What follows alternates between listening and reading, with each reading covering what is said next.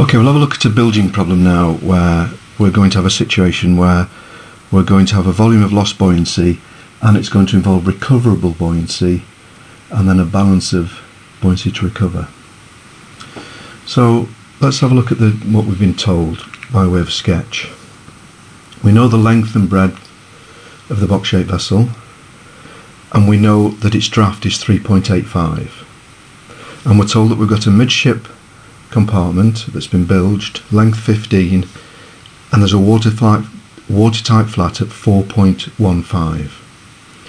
So what's going to happen mathematically is we're going to work out the volume of lost buoyancy in the standard way, and then what we need to understand is at this point our watertight our waterplane area is not intact. Very important to realise this. You can see that the waterplane area isn't intact. So what we can do is recover buoyancy, which is shaded in red, up to the top of the watertight flat. So we can recover this and this area here, and then we can subtract those two from the volume that we've lost. And if there's still more to recover, that means that our draft is going to go above the watertight flat. Once it goes above the watertight flat, then the waterplane area is intact.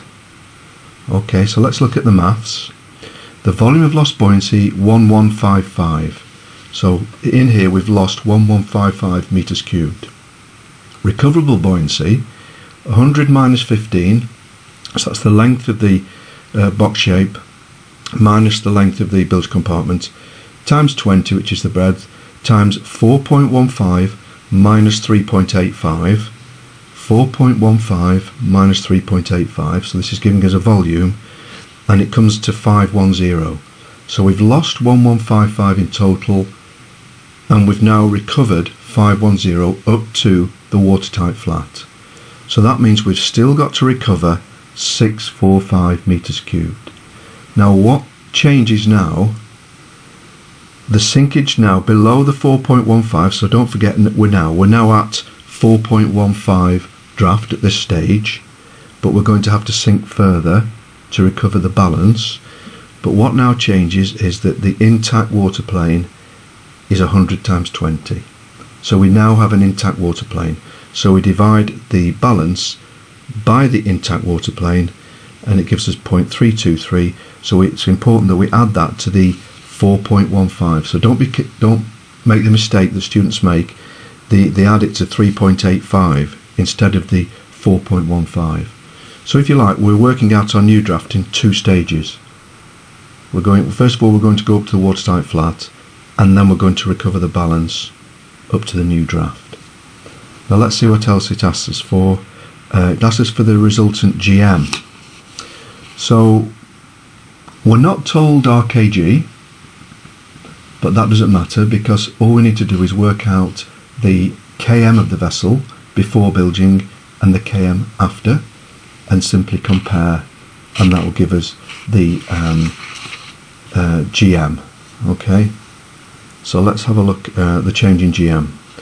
So let's have a look at our initial KM of the vessel, KB plus BM, very straightforward. Draft over 2, LB cubed over 12V, or B squared over 12D, and we have an initial KM of 10.583.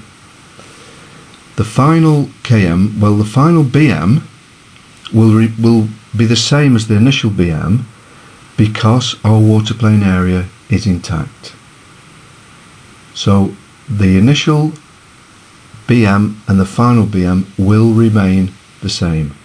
What will change is the final centre of buoyancy, the KB, and that's because of the shape there. So let's look at the figures. It's the usual situation. You get the volume 100 by 20 by 4.473, which is the new draft. Volume, half of that is 2.2365, that's the moments. Then the compartment that we've lost, now you've got to do 15 by 20 by 4.15. So we have to use 4.15 here, and that halve that, of course, to get the moments. Divide one by the other, and that gives you the final KB. So the final KM we get there is 10.921, So the change in GM is going to be 0.338 of a metre. So that's another important point there. Once your waterplane area becomes intact, then when you're working out the final BM, it will be the same as the initial BM.